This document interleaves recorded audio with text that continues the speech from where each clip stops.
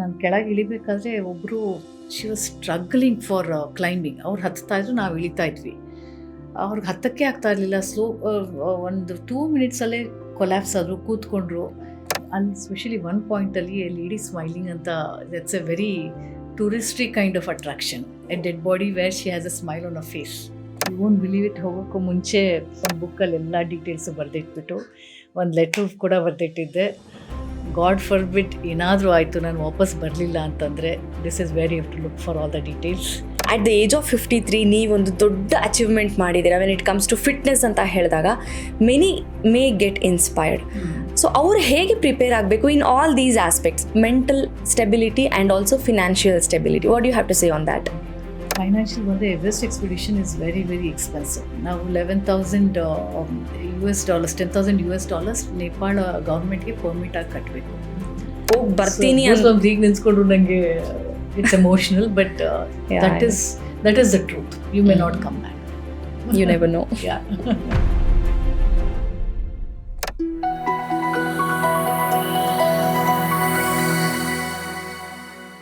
ಇವಾಗ ಸಮಿಟ್ ಮಾಡುವಾಗ ಏನೇನೋ ಸಿಚುವೇಶನ್ಸ್ನ ಫೇಸ್ ಮಾಡಬೇಕಾಗತ್ತೆ, ಸಾಕಷ್ಟು ಚಾಲೆಂಜಸ್ ಬರುತ್ತೆ. ಅದರಲ್ಲಿ ಒನ್ ಥಿಂಗ್ ಇಸ್ ದ್ಯಾಟ್ ಏನು ವರ್ಸ್ಟ್ ಆಗ್ಬೋದು ಅಂದರೆ ಡೆತ್ ಆಗ್ಬೋದು.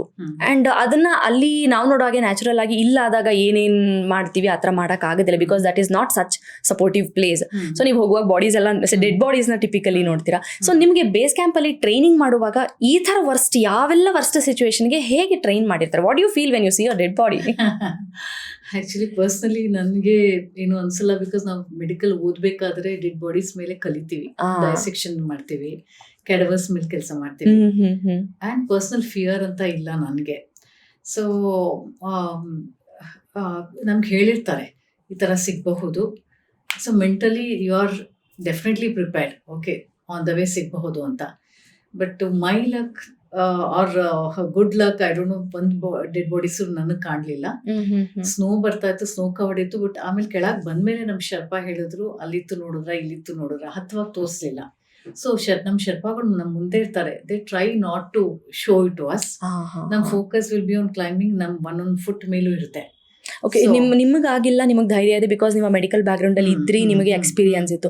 ಬೇರೆಯವ್ರು ಹೇಗೆ ರಿಯಾಕ್ಟ್ ಮಾಡ್ತಾರೆ ಆ ಥರ ಇದ್ದಾಗ? ಬಂದವ್ರಿಗೆ ಎಲ್ರಿಗೂ ಗೊತ್ತಿರುತ್ತೆ, they might see a dead body ಅಂತ. So they come prepared for it. Okay. It is a part. Many of my colleagues, fellow climbers saw it ಅಂತ ಹೇಳಿದ್ರು. ನಾನು ಒಂದು ನೋಡಲಿಲ್ಲ. Okay. So you have to just leave it and walk. In fact, why dead bodies? ನಾನು ಕೆಳಗೆ ಇಳಿಬೇಕಾದ್ರೆ ಒಬ್ರು, she was struggling for climbing. ಅವ್ರು ಹತ್ತಾ ಇದ್ರು, ನಾವು ಇಳಿತಾ ಇದ್ವಿ. ಅವ್ರಿಗೆ ಹತ್ತಕ್ಕೆ ಆಗ್ತಾ ಇರಲಿಲ್ಲ. ಒಂದು 2 ಮಿನಿಟ್ಸಲ್ಲೇ ಕೊಲ್ಯಾಪ್ಸ್ ಆದರು, ಕೂತ್ಕೊಂಡ್ರು. ಬಟ್ ಆ ಮೌಂಟೇನಲ್ಲಿ ಫಸ್ಟ್ ನಮ್ಮ ಲೈಫ್, ನಮಗೆ ಯಾರೂ ಹೆಲ್ಪ್ ಮಾಡೋಕ್ಕೆ ಬರೋದಿಲ್ಲ. Because your life is more important. You can't help anybody. So you go with that mindset that you cannot do anything anta. But there are many stories are there where the Sherpas our life ge risk ಮಾಡ್ಕೊಂಡು ಬೇರೆಯವ್ರನ್ನ help ಮಾಡಿರೋ ಕಥೆಗಳು ಇದೆ. ನಮಗೆ ಅದು ಕಷ್ಟ, ಯಾಕೆಂದ್ರೆ ನಾವು ಕಮರ್ಷಿಯಲ್ ಕ್ಲೈಂಬರ್ಸ್ ಅಂತ ಕರೀಲಿಕ್ಕೆ ಇಷ್ಟಪಡ್ತೀನಿ. I am not a big mountaineer. So ನಾನು ಹೆಲ್ಪ್ ಮಾಡಕ್ ಹೋದ್ರೆ ನನ್ನ ಜೊತೆ ಅವ್ರದ್ದು, ನನ್ನ ಜೀವನೂ ಅಪಾಯದಲ್ಲಿರುತ್ತೆ, ಅವ್ರದ್ದು ಇರುತ್ತೆ. I will not be of any help. So only if your train, rescue training ಅಂತ ಕಲಿಸ್ತಾರೆ. ನಾನೇನು ಬೇಸಿಕ್ ಮೌಂಟೇನಿಂಗ್ ಅಡ್ವಾನ್ಸ್ ಅಂತ ಹೇಳಿದಲ್ಲ, ಇನ್ನೊಂದು ಟ್ರೈನಿಂಗ್ ರೆಸ್ಕ್ಯೂ ಟ್ರೈನಿಂಗ್ ಅಂತ ಇರುತ್ತೆ. So people who R train with all that, they can do everything. ನಮಗೆ ಅದು ಕಷ್ಟ. ಯಾಕಲ್ಲಿ ಅಷ್ಟು ಡೆಡ್ ಬಾಡೀಸ್ ಅಂದ್ರೆ ಏನ್ ಸಿಚುವೇಶನ್ ಅಲ್ಲಿ ಏನ್ ಆಗುತ್ತೆ ಎಕ್ಸಾಕ್ಟ್ ಆಗಲ್ಲಿ? ಓಕೆ, ಸೊ ಒಂದು ಆಲ್ಟಿಟ್ಯೂಡ್ ಸಿಕ್ನೆಸ್ ಡೆವಲಪ್ ಆಗುತ್ತೆ ಸಡನ್ ಆಗಿ. ಸೊ ಈ ಆಲ್ಟಿಟ್ಯೂಡ್ ಸಿಕ್ನೆಸ್ ಅಲ್ಲಿ ಪಲ್ಮೋನರಿ ಲಂಗ್ಸ್ ಅಲ್ಲಿ ಎಡಿಮಾ ಹೋಗುತ್ತೆ, ನೀರು ಕೊಂಡೋದು, ಇಲ್ಲ ಸೆರಿಬ್ರಲ್ ಬ್ರೈನ್ ಎಡಿಮಾಸ್ ಆಗುತ್ತೆ. ಸೊ ಆ ಕಂಡೀಷನ್ ಅಲ್ಲಿ ಬ್ರೀದಿಂಗ್ ಮಾಡೋದು ತುಂಬಾ ಕಷ್ಟ ಆಗುತ್ತೆ, ಕಂಪ್ಲೀಟ್ ಶಟ್ ಡೌನ್ ಆಗಿಬಿಡುತ್ತೆ. So you lose them. And specially many times ಮೆಂಬರ್ಸಲ್ಲೂ ತಪ್ಪಿರುತ್ತೆ. ನಮ್ಮ ಶರ್ಪ ದೇವರು, ಅಲ್ಲಿ ನಾವು ಶರ್ಪನ್ನ ಏನು ಹೇಳ್ತಾರೋ ಅದು 101% ಕೇಳಬೇಕು ನಾವು. ಅವ್ರಿಲ್ಲ ನಿಮ್ಮ ಕೈಲಿ ಆಗ್ತಾ ಇಲ್ಲ, ಇದು ಸರಿಗಿಲ್ಲ ಅಂದರೆ ವಾಪಸ್ ಬರೋಣ ಅಂದರೆ ಬರಬೇಕು. ಒಬ್ರೊಬ್ರು ಕೇಳೋದಿಲ್ಲ, ತುಂಬ ಹಠ ಮಾಡ್ತಾರೆ, ಇಲ್ಲ ನನಗೆ ಗೊತ್ತು, ವಾದ ಮಾಡ್ತಾರೆ. ಅದಕ್ಕೂ ಸುಮಾರು ಜನ ಇದು ಅಪಾಯ ಆಗುತ್ತೆ ಅವ್ರಿಗೆ. ಈ ಸತಿ ಕೂಡ ಕ್ಯಾಂಪ್ 3 ಒಬ್ರು ಕ್ಯಾಂಪ್ 3 ಮೇಲಲ್ಲಿ ನಾವು ಒಂದ್ ದಿವಸ ಇರ್ತೀವಿ ಅಷ್ಟೇ ಹೊರತು ಜಾಸ್ತಿ ದಿನ ಇರೋದೇ ಇಲ್ಲ. ಡೆತ್ ಝೋನ್ ಅಂತ ಕರೀತಾರೆ ಕ್ಯಾಂಪ್ 4 and above. ಸೆಲ್ಸ್ ಎಲ್ಲ ಡೈ ಆಗಕ್ಕೆ ಶುರು ಆಗುತ್ತೆ ಆಕ್ಸಿಜನ್ ಲೆವೆಲ್ಸ್ ಕಮ್ಮಿ ಇರೋದ್ರಿಂದ. ಸೊ ಹಠ ಮಾಡ್ಕೊಂಡು ಉಳ್ಕೋತಾರೆ ಅಂಥವ್ರಿಗೆ. When you can not tell them anything, it is very difficult. So Okay. you have to listen to your body. You should know when to turn around. Especially summit ಕಾಣ್ತಾ ಇರುತ್ತೆ, ಆಗೋದಿಲ್ಲ ಅಂದ್ರೂ we push ourselves to do it. So ಹೆಂಗೋ ಹೋಗಿ ತಲುಪಿಬಿಡ್ತೀರಾ. But most deaths happen when you're coming down. You'll be completely exhausted. So chances of accidents, falling down, falling into a crevice, and hallucinations ಆಗುತ್ತೆ. ಅಂದ್ರೆ You start imagining things because of that is one of the altitude sickness. Oxygen ಕಮ್ಮಿ ಆದಾಗ ಏನೇನೋ imagine ಮಾಡ್ಕೊಳ್ಳೋದು, ಅವಾಗ ನಮ್ಮ safety anchor ಬಿಚ್ಚೋದು, gloves ಬಿಚ್ಚೋದು. ಸೊ ಅವಾಗ ಅನ್ಕಂಟ್ರೋಲಬಲ್ ಆಗ್ಬಿಡುತ್ತೆ ಶರ್ಪ ಅವ್ರಿಗೂ. So these problems are quite common. ಅವಾಗ ವಿತೌಟ್ ಗ್ಲೌಸ್ ಎಲ್ಲಾದ್ರೆ ಫ್ರಾಸ್ಟ್ ಬೈಟ್ ಆಗುತ್ತೆ, you lose your fingers. altitude sickness, the dead zone is very dangerous. You should be very mindful. ಆಗೋದಿಲ್ಲ ಅಂತಂದ್ರೆ ಮೌಂಟೇನ್ ಯಾವಾಗಲೂ ಇರುತ್ತೆ, ವಾಪಸ್ ಹೋಗ್ಬೋದು. ಬಟ್ ಓಕೆ, ಡೆತ್ ಆದರೆ ಬಾಡಿನ ಎವ್ಯಾಕ್ಯೂಯೇಟ್ ಮಾಡಲ್ವಾ ಅಲ್ಲಿಂದ? Why is it there, seen there ಅಂತ? ಸೀನ್ ದೇರ್ ಅಂದ್ರೆ the temperatures are so low, the body does not decompose. So body ಹಾಗೆ ಇರುತ್ತೆ ಅಲ್ಲಿ. ಸ್ಪೆಷಲಿ ಒನ್ ಪಾಯಿಂಟ್ ಅಲ್ಲಿ ಲೇಡಿ ಸ್ಮೈಲಿಂಗ್ ಅಂತ, that's a very touristy kind of attraction. Dead body where she has a smile on a face. So ಈಗ ಹತ್ತದೇ ಕಷ್ಟ, ಇಳಿಯೋದು ಕಷ್ಟ, ನಮ್ ವೇಟ್ ಇರುತ್ತೆ. ಸೊ ಆ ಡೆಡ್ ಬಾಡಿನ ಕೆಳಗೆ ತರಬೇಕು ಅಂದ್ರೆ ಒಂದು 3-4 ಶರ್ಪಗಳು ಬೇಕು ಅದನ್ನ ತರ್ಲಿಕ್ಕೆ. ಸೊ ಎಕ್ಸ್ಟ್ರಾ ಖರ್ಚು ಮಾಡ್ಬೇಕು ಅದಕ್ಕೆ. The family has to bear the family has to bear. So if the family is willing, they want the dead body, they are willing to pay andre, then they send a rescue team of 3-4 Sherpas na ಕಳಿಸ್ಬಿಟ್ಟು ಕೆಳಗೆ ತರ್ತಾರೆ. ಇಲ್ಲ ಅಂದ್ರೆ ಅಲ್ಲೇ ಬಿಟ್ಬಿಡ್ತಾರೆ. So most of them ಹಾಗೆ ಅಲ್ಲೇ ಬಿಡ್ತಾರೆ. ಅದಕ್ಕೆ ಅಲ್ಲಿ ಬಾಡೀಸ್ ಜಾಸ್ತಿ, ಡೆಡ್ ಬಾಡೀಸ್ ಕಾಣಿಸುತ್ತೆ. 300+ ಡೆತ್ಸ್ ಆಗಿದೆ ಎವರೆಸ್ಟ್ ಅಲ್ಲಿ so far. So but since last year Nepal government has taken an initiative, ಬಿಡಬಾರ್ದು ತುಂಬಾ ಬಾಡೀಸ್ ಇದೆ ಇಲ್ಲಿ ಅಂದ್ಬಿಟ್ಟು.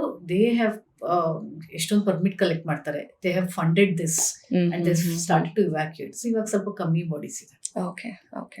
ಸೊ ದಟ್ ಈಸ್ ವೈ ನೀವು ಈ ಸಮ್ಮಿಟ್ಗೆ ಹೋಗ್ತೀನಿ ಅಂದಾಗ ನಿಮ್ಮ ಫ್ಯಾಮಿಲಿ ಮೆಂಬರ್ಸ್ ಸ್ವಲ್ಪ ಹೆದರಿದ್ರು, ಬೇಡ ಅಂದ್ರು. ಹೌದು. ಓಕೆ, ಇದೆಲ್ಲ ಸ್ಟೋರಿ ಕೇಳಿ. 8 ಡೆತ್ಸ್ ಆಯಿತು. So deaths is quite common ಅಲ್ಲಿ. But still why the scare? ಅದಕ್ಕೆ ಹೋಗೋಕೆ ಒಂದು ಬೇರೆ ಲೆವೆಲ್ ಗಟ್ಸೇ ಬೇಕು ಇಲ್ಲಿಗೆ ಹೋಗೋದಕ್ಕೆ. Won't believe it. ಹೋಗೋಕ್ಕೂ ಮುಂಚೆ ಮನೇಲಿ ಫೈನಾನ್ಸಸ್ ಎಲ್ಲ ನಾನೇ ಮೇಂಟೈನ್ ಮಾಡೋದು. ಸೊ ಹಸ್ಬೆಂಡ್ಗಾಗ್ಲಿ ಚಿಲ್ಡ್ರನ್ಗೆ ಏನು ಗೊತ್ತಿಲ್ಲ. ಸೊ ಬುಕ್ಕಲ್ಲಿ ಎಲ್ಲ ಡೀಟೇಲ್ಸ್ ಬರ್ದಿಟ್ಬಿಟ್ಟು ಒಂದು ಲೆಟರ್ ಕೂಡ ಬರ್ದಿಟ್ಟಿದ್ದೆ. ಗಾಡ್ ಫಾರ್ಬಿಡ್ ಏನಾದರೂ ಆಯಿತು, ನಾನು ವಾಪಸ್ ಬರಲಿಲ್ಲ ಅಂತಂದರೆ, this is very have to look for all the details. Oh my God. And know that I will live my life happily with you people, don't feel sad ಅಂತ. So with that mind set I will. So you go prepared for anything, any worst thing that can happen ಅಂತ.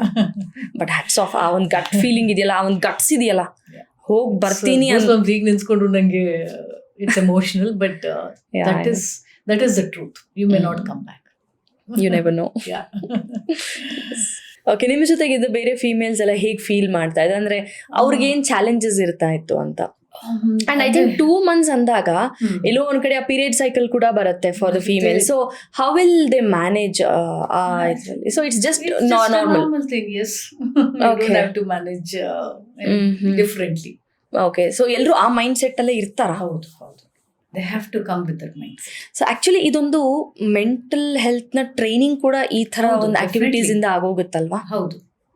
And ನನ್ನ observation ಏನಂದ್ರೆ, ಯಾವುದೇ ಕ್ಷೇತ್ರದಲ್ಲಿ ಏನಾದ್ರೂ ಸೋತ್ರೆ ಅದು depress ಮಾಡುತ್ತೆ. But sport is something, ನಾವ್ ಇವಾಗ ಕ್ರಿಕೆಟ್ ನೋಡ್ಬೋದು, ಯಾವುದೇ ಮ್ಯಾಚ್ ಆಗ್ಬೋದು. ಈ ಮ್ಯಾಚ್ ಸೋತೆ ಅಂದ್ರೆ ನೆಕ್ಸ್ಟ್ ಮ್ಯಾಚ್ ಗೆಲ್ತೀನಿ ಅಂತ ವಾಲಂಟಿಯರ್ ಆಗಿ ಅನ್ಕೊಳ್ತೀವಿ. ಆ ಸ್ಪೋರ್ಟಿವಿಟಿ ಅಂತ ಹೇಳ್ತೀವಲ್ವಾ? So probably mountains will Rupishi, it is not sportivity it is not just in our hands. Now ಎಷ್ಟೇ ಫಿಟ್, ಎಷ್ಟೇ mental strong, weather conditions bad ಆದ್ರೆ, ಎಷ್ಟೊಂದು ಜನ ಸಮ್ಮಿಟ್ ಇಂದ 100 meters ಕೆಳಗಿದ್ದಾರೆ, ವೆದರ್ ಕಂಡೀಷನ್ ಸಡನ್ಲಿ ಬ್ಯಾಡ್ ಆಗೋಗುತ್ತೆ. They have to come back.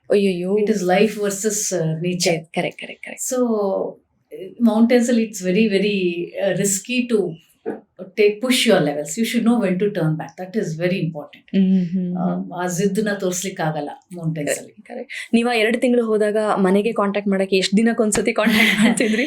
Base camp ಅಲ್ಲಿ ಇದ್ದಾಗ ಅಲ್ಲಿ ಟವರ್ ಹಾಕಿದ್ರು ಬೇಸ್ ಕ್ಯಾಂಪ್ ಅಲ್ಲಿ. ಸೊ ಇಂಟರ್ನೆಟ್ ಕನೆಕ್ಷನ್ ಇತ್ತು, ವಾಟ್ಸ್ಆಪ್ ಕಾಲ್ ಮಾಡ್ಬೋದಿತ್ತು. ಬಟ್ ಅಪ್ಪರ್ ಕ್ಯಾಂಪ್ಸ್ ಅಲ್ಲಿ ಅಬ್ಸಲ್ಯೂಟ್ಲಿ ನೋ ಕನೆಕ್ಟಿವಿಟಿ. ಎಷ್ಟು ದಿನ ಕನೆಕ್ಷನ್ ಇರಲಿಲ್ಲ? ಆಲ್ಮೋಸ್ಟ್ 7 days ಕನೆಕ್ಷನ್ ಇರಲಿಲ್ಲ. What used to be your food? ಅಲ್ಲಿ ಏನ್ ಫುಡ್? ಅಲ್ಲಿ ಬೇಸ್ ಕ್ಯಾಂಪ್ ಅಲ್ಲಿ very good food. There was a good kitchen setup. 3 ಜನ ಕುಕ್ ಇದ್ರು. So all 3 meals were fresh meals, hot meals. Breakfast ಅಲ್ಲಿ I think except for 3 days, rest all the days I've eaten porridge and egg. Sometimes I would miss home food andaga upma ಮಾಡ್ಕೊತಾ ಇದ್ದೆ ನಾನು. ನೀವೇ ಮಾಡ್ಕೊತಿದ್ರಾ? Comfort food. Okay. Lunch and dinner non-veg ಇರೋದು, veg ಇರೋದು, rice ಆಗಲಿ, burgers, you won't believe buns, breads ಎಲ್ಲ bake ಮಾಡ್ತಾ ಇದ್ರು ಅಲ್ಲಿ. In normal vessel, no oven ಎಲ್ಲ. So they are very well trained cooks ಇದ್ದಾರೆ. ಬೇಸ್ ಕ್ಯಾಂಪ್ ಅಲ್ಲಿ ಲಕ್ಷರಿ ಇತ್ತು, ಬಟ್ ಹೈಯರ್ ಕ್ಯಾಂಪ್ಸ್ ಅಲ್ಲಿ ready to eat food, Maggi 2 minutes cooking. ಅಲ್ಲಿ ಸ್ಮಾಲ್ ಸ್ಟವ್ ತಗೊಂಡು ಹೋಗ್ತೀವಿ ಅಷ್ಟೇ, ಬ್ಯೂಟೇನ್ ಗ್ಯಾಸ್ ಅಲ್ಲಿ ರನ್ ಮಾಡೋದು. ಸೊ ಅದ್ರಲ್ಲಿ ಕುಕ್ ಮಾಡೋಕ್ಕಾಗಲ್ಲ, ತುಂಬಾ ಟೈಮ್ ತಗೊಳುತ್ತೆ. ನೀರ್ ಕಾಯ್ಸಕ್ ಕೂಡ 1 hour ತಗೋತಿತ್ತು. ಆ ಸ್ನೋ ಕಲೆಕ್ಟ್ ಮಾಡಿಬಿಟ್ಟು ನಾವು ನೀರ್ ಆ ಸ್ನೋ ಮೆಲ್ಟ್ ಮಾಡಿ ಕುದಿಸಿ ಕುಡಿಬೇಕು. So lot of time. So ಅಲ್ಲೆಲ್ಲಾನು ಜಸ್ಟ್ 2 minutes ಏನ್ ಹೀಟ್ ಮಾಡ್ಕೊಂಡು ತಿನ್ನುವಂತ ಫುಡ್ ಕ್ಯಾರಿ ಮಾಡ್ತಾ ಇದ್ವಿ ಮೇಲುದಾಗ. ಓಕೆ. ಸೊ ಮೆಂಟಲಿ ಇದಕ್ಕೆಲ್ಲ ನೀವು ಹೇಗೆ ಪ್ರಿಪೇರ್ ಒಂದು ಫಿಸಿಕಲಿ ಪ್ರಿಪೇರ್ ಆಗಬೇಕು, ಇನ್ನೊಂದು ಮೆಂಟಲಿ ಪ್ರಿಪೇರ್ ಆಗಬೇಕು. So there are too many preparations needed. ಒಂದು ಫೈನಾನ್ಷಿಯಲಿ ಪ್ರಿಪೇರ್ ಆಗಬೇಕು. So that is also a major aspect. ಈಗ ಅಟ್ ದ ಏಜ್ ಆಫ್ 53 ನೀವೊಂದು ದೊಡ್ಡ ಅಚೀವ್ಮೆಂಟ್ ಮಾಡಿದ್ದೀರಾ when it comes to fitness ಅಂತ ಹೇಳಿದಾಗ many may get inspired. So ಅವ್ರು ಹೇಗೆ ಪ್ರಿಪೇರ್ ಆಗಬೇಕು in all these aspects, mental stability and also financial stability? What you have to say on that? Okay. So first mentally ಬರ್ತೀನಿ ನಾನು, ಯಾಕೆಂದರೆ when I took this challenge 3 years back, first Boston marathon ಹೋಗೋದಿತ್ತು ನಂದು last ಏಪ್ರಿಲಲ್ಲಿ 2023. ಅದಕ್ಕೆ ತುಂಬ training ನಡೆದಿದ್ದು, peak of my training ಏಪ್ರಿಲಲ್ಲಿ ಇದ್ದಿದ್ದು marathon. But February 1 day suddenly I just could not get out of the bed. ಎದ್ದೇಳಕ್ಕೆ ಆಗಲಿಲ್ಲ, ಬೆನ್ನೋವು ತುಂಬ ಆಗಿತ್ತು. ಸೊ ಆಮೇಲೆ ಎಕ್ಸ್ರೇಸು ಎಲ್ಲ ಮಾಡಿಸಿದಾಗ ಒಂದು ಡಿಸ್ಕಲ್ಲಿ ಪ್ರಾಬ್ಲಮ್ ಇತ್ತು, ನಂಗೆ ಡಿಸ್ಕ್ ಬಲ್ಜ್ ಆಗಿತ್ತು. So almost 1 month bed ridden, I could not get up. ಆಮೇಲೆ somehow was trying hard to come back and I wanted to run Boston Marathon, but ಆಗಲಿಲ್ಲ. So I had to cancel Boston Marathon. So that was very very painful for me. ಆ back pain ಗಿನ್ನ ನಿಮಗೆ ಅಲ್ಲಿ cancel ಆಗಿದ್ದು painful ಅಂತ ಹೇಳಿ? ಹೌದು, back pain ಗಿಂತ ಹೋಗೋಕ್ಕಾಗಲಿಲ್ಲ ಅನ್ನೋದು ತುಂಬಾನೇ ಪೇನ್ಫುಲ್ ಇತ್ತು. Okay. But as A sports person we have to learn to accept these setbacks. You cannot say ಇಲ್ಲ ನಾನು ಹೋಗ್ತೀನಿ, ಆಗಲ್ಲ ನನಗೆ ಅನ್ಕೊಂಡು ಕೂತ್ಕೊಳ್ಳೋಕ್ಕೂ ಆಗಲ್ಲ. The challenge is to come back stronger. So ಅವಾಗ doctors advise me no running, impact ಜಾಸ್ತಿ ಇರುತ್ತೆ ರನ್ ಮಾಡುವಾಗ, ಸೊ ಬ್ಯಾಕ್ ಪೇನ್ ಇನ್ನೂ ವರ್ಸ್ ಆಗುತ್ತೆ ಅಂತ. So started walking as a ರಿಕವರಿಗೆ. ಸೊ ಅವಾಗ I was planning to do Everest in 25 or 26, ಇನ್ನು ಟ್ರೈನ್ ಮಾಡಿಕೊಂಡು ಆಮೇಲೆ ಮಾಡೋಣ ಅಂತ.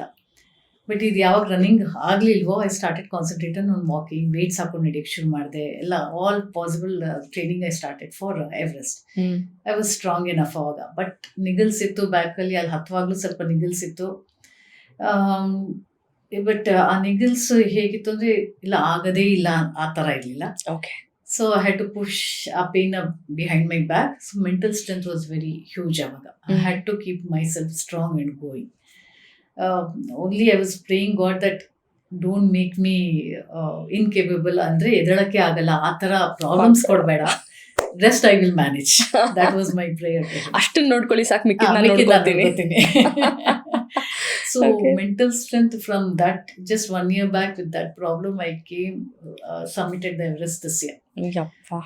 So then financial ಬಂದರೆ Everest expedition is very very expensive. Now $11,000 US, $10,000 US Nepal ಗೌರ್ಮೆಂಟ್ಗೆ permit ಆಗಿ ಕಟ್ಟಬೇಕು.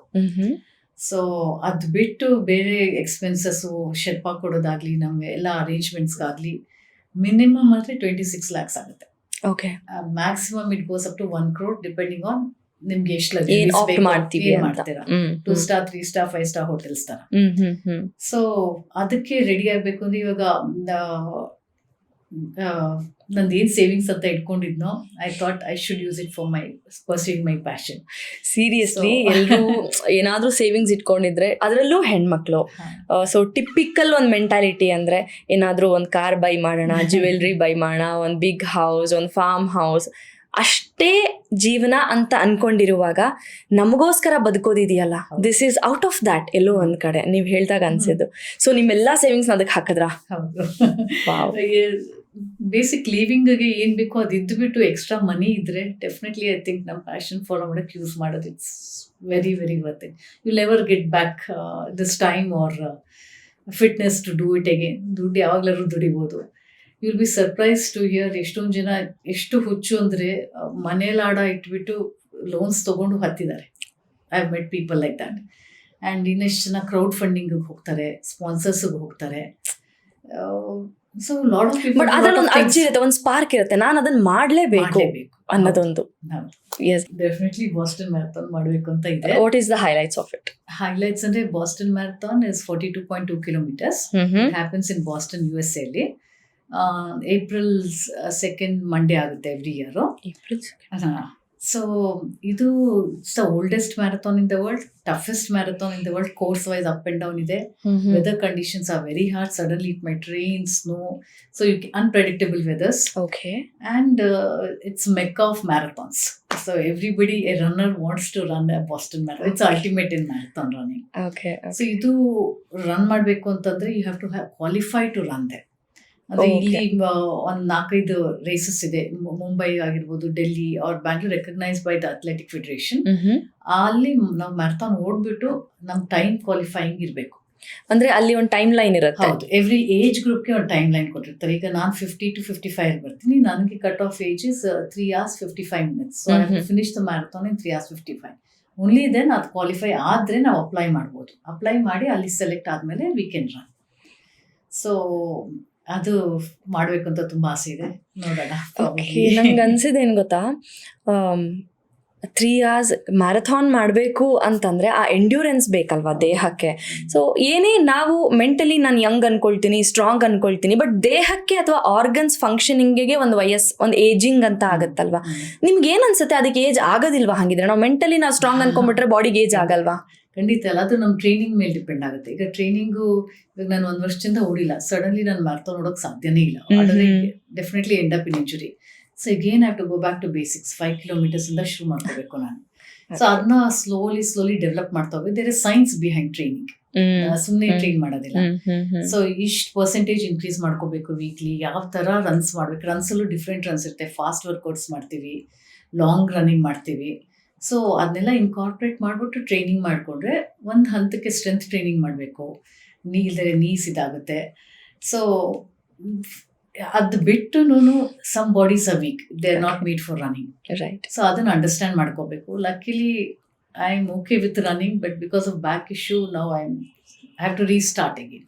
ಓಕೆ, ನೆಕ್ಸ್ಟ್ ಏಪ್ರಿಲ್ ಅಲ್ಲಿ ನೀವು ಪಾರ್ಟಿಸಿಪೇಟ್ ಮಾಡಬೇಕಾ ಅಥವಾ ಎಷ್ಟು ಟೈಮ್ ಬೇಕಾ? ಆಯ್ತು, ಕ್ವಾಲಿಫೈ ರೇಸ್ ಓಡಬೇಕು ನಾನು ಅದಕ್ಕೂ ಮುಂಚೆ. ಸೊ ಕ್ವಾಲಿಫೈಯಿಂಗ್ ರೇಸ್ ಅಂದ್ರೆ ಸೆಪ್ಟೆಂಬರ್ ಅಲ್ಲಿ ಅದು ರಿಜಿಸ್ಟ್ರೇಷನ್ಸ್ ಮಾಡ್ಕೋಬೇಕು. ಸೊ ಈ ಸೆಪ್ಟೆಂಬರ್ ಒಳಗೆ ಯಾವ್ದು ರೇಸ್ ಇಲ್ಲ ಇವಾಗ. ಸೊ ನೆಕ್ಸ್ಟ್ ಏಪ್ರಿಲ್ ಆಗೋದಿಲ್ಲ. April if I get the qualifying time. Okay, ಈಗ ಟಿಪಿಕಲಿ ನೋಡೋದಾದ್ರೆ ಹೆಣ್ಮಕ್ಳು ಏನೇನೋ ಟ್ರೈ ಮಾಡ್ತಾರೆ. ವೆಯ್ಟ್ ಲಾಸ್ಗೆ ಇರ್ಬೋದು, ಚೆನ್ನಾಗಿ ಕಾಣಬೇಕು ಅಂತ ಇರ್ಬೋದು, ಅಥವಾ ಹೆಲ್ತ್ ಇಶ್ಯೂಸ್ ಇರ್ಬೋದು. ಅವರು ರೆಗ್ಯುಲರ್ ಫಿಟ್ನೆಸ್ ರೂಟೀನಲ್ಲಿ ನೀವು ಅನ್ಕೊಂಡಂಗೆ ಅವ್ರು ಮಾಡೋ ತಪ್ಪುಗಳೇನು? ಮನೆಗಳಲ್ಲಿ ಮಾಡ್ಕೊಳ್ತಾರೆ, ವಾಕ್ ಹೋಗ್ತಾರೆ, ಇನ್ನೇನೋ ಮಾಡ್ತಾರೆ, ಮತ್ತೊಂದು ಮಾಡ್ತಾರೆ. ಎಲ್ಲೋ ವಿಡಿಯೋನಲ್ಲಿ ಯಾವುದೋ ಆರ್ಮ್ ಫ್ಯಾಟ್ ಕರಗಿಸ್ತೀನಿ, ಇನ್ನೊಂದು ಟೋನ್ಡ್ ಲೆಗ್ಸ್ ಬೇಕು, ನಾನು ಓಡ್ಬೇಕಂದ್ರೆ ನನಗೆ ಎಂಡ್ಯೂರೆನ್ಸಿಗೆ ಹಿಂಗೆ ಮಾಡ್ಬೇಕಂತೆ ಅನ್ಕೊಂಡು ಮನೇಲೆ ಸಾಕಷ್ಟು ಟ್ರೈ ಮಾಡ್ತಾರೆ. ತಪ್ಪುಗಳು ಏನು ಮಾಡ್ತಿದ್ದಾರೆ? ಒಂದು ನಾವು ಅರ್ಥ ಮಾಡ್ಕೋಬೇಕು ಅಂದ್ರೆ ಸ್ಪಾಟ್ ವೆಯ್ಟ್ ರಿಡಕ್ಷನ್ ಸಾಧ್ಯನೇ ಇಲ್ಲ.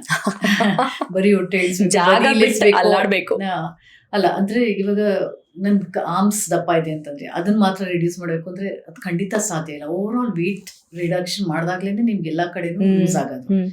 ಅದ್ರ ತಕ್ಕಂತೆ ಸ್ಟ್ರೆಂತ್ ಟ್ರೈನಿಂಗು ಮಾಡ್ಕೋಬೇಕು. ಸೊ ಮುಂಚೆ ಹೇಳಿದಾಗೆ ಅದು ಸೈಂಟಿಫಿಕಲಿ ಮಾಡಬೇಕು, ಸ್ಲೋ ಅಂಡ್ ಸ್ಟಡಿಲಿ ಮಾಡ್ಕೋಬೇಕು. ಅದಕ್ಕೆ ಹುಚ್ಚಾಪಟ್ಟೆ ಡಯಟ್ಸ್, ಇವಾಗಂತೂ ಬೇಕಾದಷ್ಟು ಡಯಟ್ಸ್ ಇದೆ. ಬರೀ ಪ್ರೋಟೀನ್ ಡಯಟು, ಕಾರ್ಬ್ಸ್ ಆಗಲಿ, ಇದು fat internal, over all diet ಅಂದರೆ ಇಷ್ಟು ವರ್ಷದಿಂದ ನಾವು ತಿನ್ಕೊಂಡು ಬಂದಿದ್ದೀವಿ. ಸೊ ಕಂಪ್ಲೀಟ್ ಡಯಟ್ ಇರಲೇಬೇಕು. So I don't believe in all this fat. ನೀವು ಯಾವತ್ತೂ ಟ್ರೈ ಮಾಡಿಲ್ವಾ ಕ್ರಾಶ್ ಡಯಟ್ಸ್ ಎಲ್ಲ? ಏನೂ ಮಾಡಿಲ್ವಾ? No fat diet. ಸೊ ನೀವು ಅದನ್ನ ಪ್ರಮೋಟ್ ಕೂಡ ಮಾಡಲ್ಲ, ಅಂದ್ರೆ ಯಾರಿಗೂ ಸಜೆಸ್ಟ್ ಮಾಡಲ್ಲ? ಇಲ್ಲ. ಆಲ್ ಎಲಿಮೆಂಟ್ಸ್ ಬೇಕೇ ಬೇಕು ನಿಮಗೆ. ಎಲ್ಲದರಿಂದ ಕಾರ್ಬ್ಸು ಬೇಕು, ಪ್ರೋಟೀನ್ಸು ಬೇಕು, ಫ್ಯಾಟ್ ಕೂಡ ಬೇಕು. It's very important. ಸೊ ಆ fat diets don't get carried away, but fat diets. ಮತ್ತು ಎಷ್ಟೊಂದು ಹರ್ಬಲ್ ಮೆಡಿಸಿನ್ಸ್ ಬಂದಿದೆ ಇವಾಗ ವೆಯ್ಟ್ ರಿಡಕ್ಷನ್ಗೆ ಅಂತ. ಹರ್ಬಲ್ ಅದ್ರ ಹಿಂದೆ ನಮ್ಗೆ ಏನಿದೆ ಮೆಡಿಸಿನಲ್ಲಿ ಗೊತ್ತಿಲ್ಲ. So all these are short cut methods. So short method ಅನ್ನೇ slow study scientific method. Yes, beautiful. ಒಂದು ಲೈನಲ್ಲಿ ನಿಮ್ಮ ಜರ್ನಿಯನ್ನ ಹೇಗೆ ಡಿಸ್ಕ್ರೈಬ್ ಮಾಡ್ತೀರಾ? ಒಂದು ಲೈನಲ್ಲಿ ಈಗ. Gratitude for all the experiences. ನನಗೆ ಫುಲ್ ಆಫ್ ಗ್ರಾಟಿಟ್ಯೂಡ್. ನಿಮ್ಮ ಜರ್ನಿ ಕೇಳಿ ನನಗೇನು ಅನ್ನಿಸ್ತು ಗೊತ್ತಾ, ಏನೇ ನಾನು ಕೇಳಿದಾಗ್ಲೂ ನಿಮ್ಮಲ್ಲಿರೋ ಆ ಪ್ಯಾಷನ್ ಇದೆಯಲ್ಲ ಫಾರ್ ದ್ಯಾಟ್ ಆಕ್ಟಿವಿಟಿ, ಒಂದು ಅಥ್ಲೀಟ್ ನಿಮ್ಮಲ್ಲಿ ಇದಾರಲ್ಲ, ಸೊ ಆ ಟೆಕ್ನಿಕಲ್ ಆಗಿ ಮಾತಾಡಿದಾಗ ಆ ಟ್ರೈನ್ ಮಾಡಬೇಕು, ಹಿಂಗೆ ಟ್ರೈನ್ ಮಾಡಬೇಕು, ಟೆಕ್ನಿಕಲ್ ಆಗಿ ಹೋಗ್ಬೇಕು, ಏನೇ ಮಾತಾಡಿದಾಗ್ಲೂ you use to end up with those terms or terminologies. ಅಂದರೆ ಆ ಪ್ಯಾಷನ್ ನಿಮ್ಮಲ್ಲಿ ಎಷ್ಟಿದೆ, ಇನ್ನೂ ಎಷ್ಟು ಎನರ್ಜಿ ಇದೆ. ಇವಾಗ ಆಲ್ಮೋಸ್ಟ್ 9:30 ಬಂತು, you are not at all tired. ಈಗ ಬೇಕಾದ್ರೆ ಓಡೋಂದ್ರು ಮನೆಗೆ ಬೇಕಾದ್ರೆ ಓಡ್ಕೊಂಡು ಹೋಗ್ತೀರೇನೋ ಅನ್ಸುತ್ತೆ. Hats off to your energies. It was really inspiring. ಒಂದು ಸ್ಪಾರ್ಕ್ ಇದೆ ನಿಮ್ಮಲ್ಲಿ. ದಟ್ ಪ್ರಾಬಬ್ಲಿ ಐ ಥಿಂಕ್ ಈ ಎಪಿಸೋಡಿಂದ ನಾವು, ಈ ಪಾಡ್ಕಾಸ್ಟ್ ಇಂದ ನಾವು ಟ್ರೈ ಮಾಡಿರೋದು ಇಷ್ಟನೇ, ಆ ಒಂದು ಸ್ಪಾರ್ಕ್ ಅನ್ನ ಕಳ್ಕೊಳ್ಬಾರ್ದು. ಆ ಸ್ಪಾರ್ಕ್ ಇದ್ರೆ ಹೇಗಿರುತ್ತೆ ಅನ್ನೋದನ್ನ ನಿಮ್ಮ ಮೂಲಕ ತೋರಿಸೋ ಪ್ರಯತ್ನ ಮಾಡಿದೀವಿ ಅಷ್ಟೇನೆ. Thank you so much for giving your time. ತುಂಬಾ ಬಿಸಿ ಸ್ಕೆಡ್ಯೂಲ್ ನಿಮ್ದು ಗೊತ್ತು. ನಾನು I mean I have seen you, ಅಂದ್ರೆ I have heard and seen you. ಅಷ್ಟ್ರ ಮಧ್ಯ you came and inspired our audience, especially the female group out there. Especially now, my aim in life is also to inspire people, both men and women, and more so women. Correct. Thank you so much, Doctor. Tumba santosh aitu. Thank you, Namaste.